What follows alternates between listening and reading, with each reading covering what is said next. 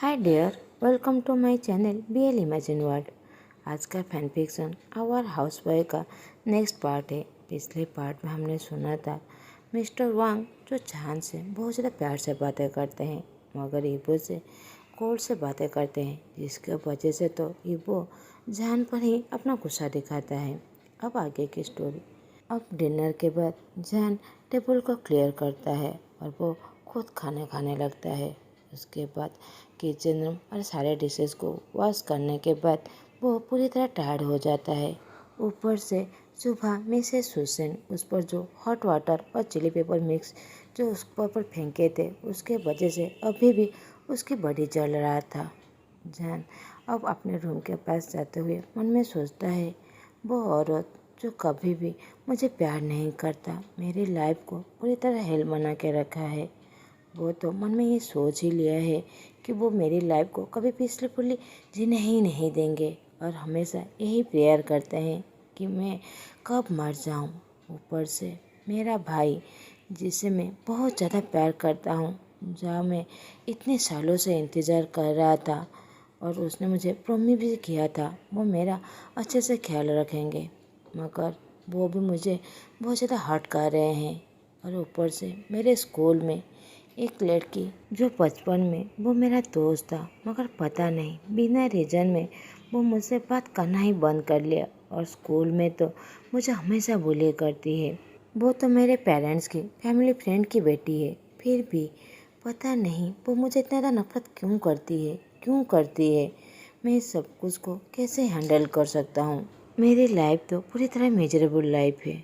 जान ये सारी बातें सोचते हुए अपने रूम में जाने ही वाला था कि उसी समय एक हाथ फोर्सफुली उसे वॉल में पिन कर लेता है। जान जब देखता है जो ईबो था, जान डरते हुए कहता है, ईबो। ईबो जो उसे गुस्से से देख रहा था, उसकी वजह से जान तो डर के वजह से उसे घूसबम्प भी आ जाता है। वो बहुत ज़्यादा डर गया था। ऊपर से ईबो उसके हाथों को थोड़ा सा स्क्यूज कर देता है, जिसके वजह से जान को दर्द होता है। ईबो उसे कुछ भी नहीं कहता। ईबो तो बस अपने फेस को उसके और करीब लाकर उसके नेक के पास लेकर नजर करने लगता है, जिसके वजह से तो जान की हार्ट बीट बहुत ज़्यादा स्पीड हो जाता है।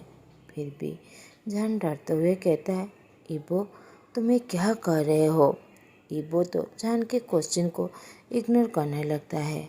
अब जान एक हाथ से उसके दोनों हाथों को पकड़कर दूसरे हाथ से उससे कॉलर को पकड़ लेता है और कहता है, अब बताओ क्या तुम मेरे फादर को सेड्यूस करने की कोशिश कर रहे हो।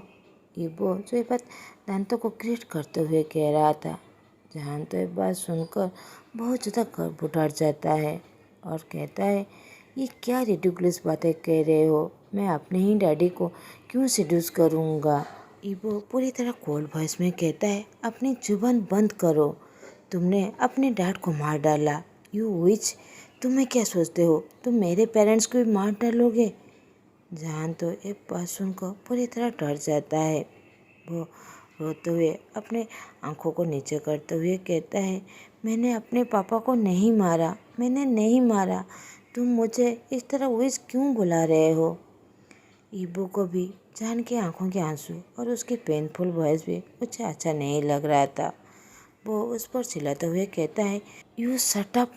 ये कहकर वो जान के हाथ को पकड़कर अपने रूम में ले जाता है और रूम के डोर को बंद करके डोर के पास ही उसे पिन करते हुए ग्लेयर देते हुए कहता है, तो फिर तुम ही बताओ वो मुझसे इतना नफरत क्यों करते हैं, जबकि मैं उनका बायोलॉजिकल बेटा हूँ, और तुम्हें इतना ज़्यादा प्यार क्यों करते हैं। जान अपने आंखों को बंद करके बस रोने लगता है। ईबो जो वेट ही कर रहा था उसके आंसर का, मगर जान कुछ भी जवाब नहीं दे पा रहा था।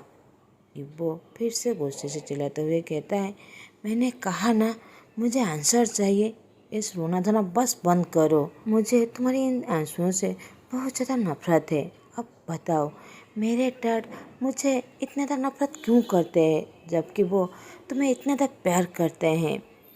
जान रोज पर करते हुए कहता है, मुझे नहीं पता डैड मुझे क्यों प्यार करते हैं, मगर तुम्हें ऐसा क्यों लगता है कि वो तुम्हें प्यार नहीं करते? वो प्यार नहीं करते तो फिर वो तुम्हें कभी अच्छे एजुकेशन के लिए बाहर भेजते और तुम्हारा इतना ज़्यादा केयर करते? इबो एक टेबल से मुस्कान देते हुए कहता है, सिंपल सी बात है, बिना रेस्ट्रिक्शन से वो तुम्हारे साथ अच्छे से रहना चाहते थे, मगर ऐसा नहीं होगा। मैं यहाँ पर हूँ और हमेशा यहीं पर ही रहने वाला हूँ। मैं वापस आ गया, मैं कहीं पर भी नहीं जाने वाला और तुम दोनों को, मेरी माँ को चीट करने के लिए मैं कभी भी नहीं दूँगा। अब यहाँ से निकलो। ये कहकर वो जान के हाथ को पकड़कर बाहर भेज देता है। जान तो अपने कानों पर भरोसा भी नहीं कर पा रहा था। वो ये बात भरोसा भी नहीं कर पा रहा था कि उसका भाई उसे ऐसा कह सकता है, जिसे वो इतने सालों से इंतज़ार कर रहा था, उसके आने का इतने दिनों से इंतज़ार कर रहा था, वो फिर उसके साथ इस तरह बातें कर सकता है। जान डोर के पास खड़े होकर इब्बो को समझाते हुए कहता है, भाई मैंने ऐसा कुछ भी नहीं किया है, मैं तुम्हारा भाई हूँ, मैं ऐसा कभी भी नहीं कर सकता। मैं अपने डैडी को क्यों सेड्यूस करूँगा? मुझ पर भरोसा करो, मैं इनोसेंट हूँ। मैं अपने पापा माँ से बहुत ज़्यादा प्यार करता हूँ, मैं अपनी माँ से चीट कैसे कर सकता हूँ? भाई प्लीज़ मुझ पर भरोसा करो।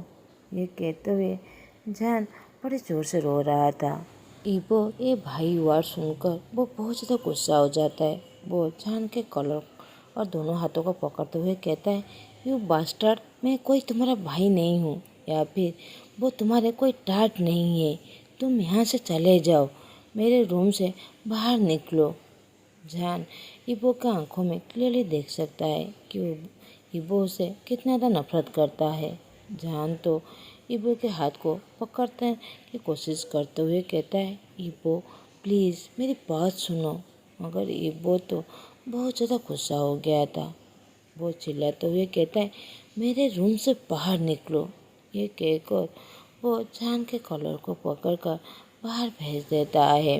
इबो क्लियरली सुन सकता है कि जान कैसे रो रहा है और वो अपने सर को वॉल में पुश करते हुए कहता है, ब्रदर मैं तुम्हारा इतने सालों से वेट कर रहा था, प्लीज़ मुझ पर भरोसा करो, मैंने ऐसा कुछ भी नहीं किया। इबो प्लीज़ मुझ पर भरोसा करो, मैं तुमसे प्यार करता हूँ, मैं प्यार करने से बिल्कुल भी नहीं रोक सकता। मैं प्रूव करके दिखाऊंगा कि तुम जो सोच रहे हो वो सब गलत है। जान बड़े ज़ोर से रोते हुए वहाँ से अपने रूम की तरफ जाने लगता है। इबो जान के हर बात सुन रहा था। उससे अब गिल्टी फील होने लगता है कि उसने अपने भाई के साथ ऐसा बिहेव क्यों किया। वो इतने सालों से अपने भाई से मिलने के लिए जो इंतज़ार कर रहा था, इसी वजह से ही वो यहाँ पर वापस आया है। यहाँ तक तो वो जान के यूनिवर्सिटी में ही अपना ट्रांसफ़र किया हुआ है कि वो दोनों एक ही स्कूल जा सके और वो उसे हमेशा प्रोटेक्ट कर सके। उसे कोई भी बुली नहीं कर सकता और उसके क्लोज तो कोई भी नहीं आ सकता। वो हमेशा उसे स्माइलिंग फेस देखना चाहता था क्योंकि वो जान को बहुत ज़्यादा प्यार करता था। वो समझ नहीं पा रहा था कि क्या सही है और क्या गलत। उसकी माँ ने जो उसे हर बात कहा था, क्या वो सही है या फिर गलत? ये बात सोचते हुए वो बहुत ज़्यादा फ्रस्ट्रेशन हो जाता है। वो डोर खोल के जान के पास जाना चाहता था, उसका हेल्प करना चाहता था, मगर वो देखता है जान ने तो जो अपने डोर को ऑलरेडी बंद कर चुका था। वो अब अपने रूम में आ जाता है। जान का पिक्चर लेकर उसे देखने लगता है। उसे पता भी नहीं चलता कब उसके आंखों से आंसू बहने लगता है। अब वो जान के पिक्चर को केयर करते हुए कहता है, तुम कितना ज़्यादा खूबसूरत हो जान। आई एम सॉरी मैं तुम्हारे साथ ऐसा ट्रीट किया, मगर मुझे माफ़ कर दो। मैं अपने गुस्से को कंट्रोल नहीं कर पाया। प्लीज़ मुझे माफ़ कर दो मेरी जान जान। मैं भी तुम्हें बहुत ज़्यादा प्यार करता हूँ। दूसरी तरफ जान जो अपने रूम में आकर अपनी ओवर साइज को ड्रेस को उतारने लगता है, जो वो अपने रेड स्क्रैचेस को छुपाने के लिए पहना हुआ था।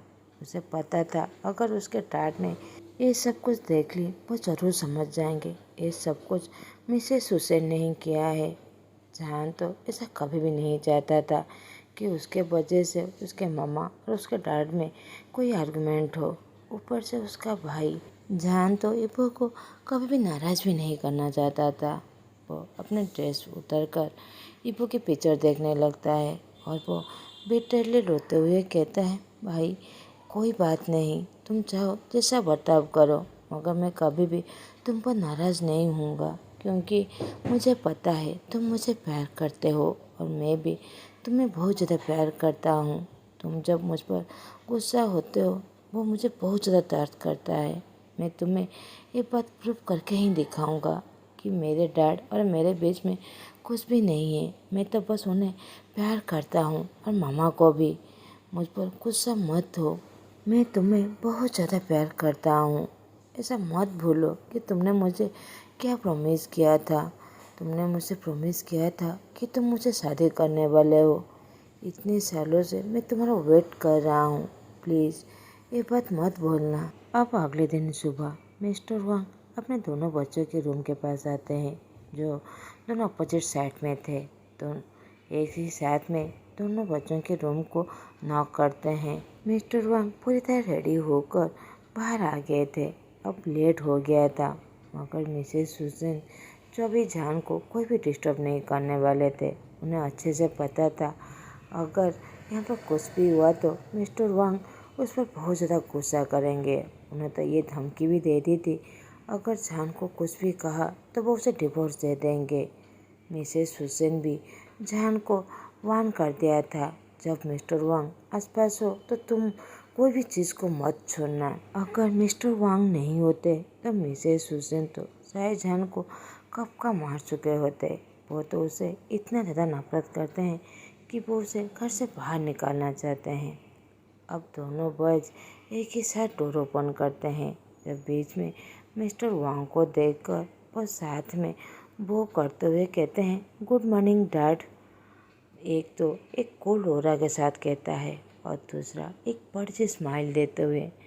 एज यूजुअल जैसे सोचा था, मिस्टर वांग पहले जान की तरफ देखते हैं और एक बड़ी सी स्माइल देते हुए कहते हैं, morning my son, I hope तुम एक लिटिल सी क्यूट बनी की तरह अच्छे से सोए होगे। मिस्टर वांग तो जान को टीज कर रहे थे। शाहजहान भी अपने डैड को टीज करते हुए कहता है, मैं पूरी तरह ठीक हूँ डैड, मगर मैं भी होप करता हूँ कि आप एक बड़े से टाइगर की तरह अच्छे से सोए होंगे। मिस्टर वांग जान के बालों को रफल्स करते हुए कहते हैं, हाँ मैं पूरी तरह ठीक हूँ। अब मिस्टर वांग बड़ी से स्माइल देते हुए अपने बेटे की तरफ देखने लगते हैं। ईबो जो उन दोनों को ऐसे लबे-डबे होते हुए देखकर वो बहुत ज़्यादा गुस्सा हो रहा था। वो तो जान की तरफ गुस्से से देखने लगते हैं। अब मिस्टर वांग कहते हैं, अब यूएसए बॉय तुम्हारा फर्स्ट नाइट कैसे गया? इतने सालों बाद यहाँ पर रहकर तुम्हें अच्छा लगा होगा। ईबो तो अपने डैड की कोई भी बात नहीं सुन रहा था। वो जान को डिस्गस्टिंग लुक से बस देखे ही जा रहा था। अब मिस्टर वांग सहाय करते हुए कहते हैं, ठीक है तुम दोनों फ्रेश होकर नीचे आ जाओ, मैं तुम दोनों से कुछ डिस्कशन करना चाहता हूँ और जल्दी आना, मेरा तो ऑलरेडी लेट हो चुका है। वो जान की तरफ देखकर मुस्कुराते हुए वहाँ से चले जाते हैं। मिस्टर वांग के जाने के बाद जान एक बड़ी सी स्माइल देते हुए ईबो को ग्रीट करते हुए कहता है, गुड मॉर्निंग ब्रदर। ईबो तो उसका कोई भी रिस्पॉन्स नहीं देता, ऊपर से उसे ग्लेयर देते हुए उसके मुंह पर ही डोर बंद कर देता है। जान तो पूरी तरह फ्रेंच हो जाता है। फिर वो अपने रूम में जाकर रेडी होकर नीचे आने ही वाला था कि वो देखता है ईबो जो अपने रूम से बाहर आ रहा है। तो जान उसे बातें करने की कोशिश करता है, मगर ईबो तो उसे ग्लेयर देने लगता है, जिसके वजह से जान पूरी तरह साइलेंट हो जाता है। ईबो आगे आगे जाता है और जान पूरी तरह साइलेंटली सर झुकाते हुए इसके पीछे जाने लगता है। वो दोनों देखते हैं मिस्टर वांग जो काउच पर बैठकर टी पी रहे थे। जान तो मुस्कुराते हुए कहता है, डैड आपने बुलाया? मिस्टर वांग दोनों को बैठने के लिए इशारा करते हैं। मिस्टर वांग कहते हैं, मैं तुम दोनों से कुछ बातें करना चाहता हूँ, स्पेशली तुम ईबो। तुम यहाँ पर रहने वाले हो या फिर जाने वाले हो? मैं तो पूरी तरह आश्चर्य हूँ, तुम बिना बोले मिडिल में ही यहाँ पर आ गए हो। तुम्हारे स्कूल की छुट्टी भी नहीं है। ईबो बात को काटते हुए कहता है, क्यों? आप मुझे वापस क्यों भेजना चाहते हैं डैडी? क्यों मेरे प्रेजेंसी में आपको कुछ बुरा लग रहा है? मिस्टर वांग तो पूरी तरह कन्फ्यूज थे। अपनी बेटे की बातें वो कुछ भी नहीं समझ पा रहे थे। वो डेथ क्लियर देते हुए स्टोन आवाज़ में कहते हैं, क्या मतलब तुम्हारा? जहान तो ऑलरेडी सब कुछ समझ गया था। उसे बिल्कुल भी अच्छा नहीं लग रहा था बाप बेटे की इस तरह बातें करते हुए। ईबो बातों को कंटिन्यू करते हुए कहता है, फादर, मैंने ऑलरेडी बाहर 15 साल रह चुका हूँ। अब मैं बाहर नहीं जाना चाहता। आप मुझे बाहर क्यों भेजना चाहते हैं? मैं यहीं पर ही रहने वाला हूँ। मैं कहीं नहीं जाने वाला। मैंने अपनी यूनिवर्सिटी ऑलरेडी ट्रांसफ़र करवा दी है। मैं यहीं पर ही रहकर स्टडी करने वाला हूँ। मिस्टर वांग गुस्सा होते हुए कहते हैं, तुमने ये सब कुछ किया और हमें बिना पूछे और अपनी मर्जी से? ईबो मुंबस करते हुए कहता है, मैंने ये सब कुछ अपने डैड से ही सीखा है। आफ्टर ऑल मैं उन्हीं का ही तो बेटा हूँ। मिस्टर वांग जो अपने बेटे की बातें क्लियरली सुन चुके थे, वो उसे क्लियर देने लगते हैं। जान इस टेंशन वाली बातों को थोड़ा सा काम डाउन करते हुए कहता है, फादर प्लीज़ उसे रहने दीजिए ना। वो तो अपनी यूनिवर्सिटी ऑलरेडी ट्रांसफ़र भी कर चुका है। इसमें गलत क्या है? मेरा भाई फिर से यहाँ पर स्टडी करेगा। मिस्टर वांग सहाय करते हुए कहते हैं, ठीक है, तुमने कौन से स्कूल में ट्रांसफ़र किया है? इब्बो कहता है, लोटस यूनिवर्सिटी ऑफ बेजिंग में। जहान तो स्कूल का नाम सुनते ही वो बहुत ज़्यादा खुश हो जाता है। वो तो अंदर से चिल्लाने लगता है। वो बहुत ज़्यादा खुश था कि उसका भाई उससे कहीं स्कूल में जाने वाला है। वो बस यही होप कर रहा था कि वो पहले की तरह ओवर प्रोटेक्टिव हो और जो उसे हमेशा प्रोटेक्ट करे। उसके क्लासमेट जो उसे बुली करते हैं, उसे रुलाते हैं, वो उसे मारेगा और वो हमेशा जेलस होगा। जहान तो ये सारी बातें सोचते हुए वो अंदर से जंप करने लगते हैं। मिस्टर वांग कहते हैं, तुम और जान दोनों एक ही स्कूल में जाने वाले हो। इस बात की हमेशा श्योर रहना कि तुम उसके साथ हमेशा नाइस ही रहना और दोनों साथ में ही कार में जाना। इप्पो कहता है, क्यों? वो कोई छोटा बच्चा है? ये कहकर वो जान की तरफ देखने लगता है। जान जो इतने देर तक पूरी तरह साइलेंट था, मगर अंदर से वो बस डांस कर रहा था। मगर वो फिर से ईबो की बात सुनकर जैसे उसकी खुशियाँ वहीं पर ही टूट जाता है। मगर फिर भी वो अपने आप से प्रॉमिस करता है कि वो दोनों एक ही साथ स्कूल जाने वाले हैं।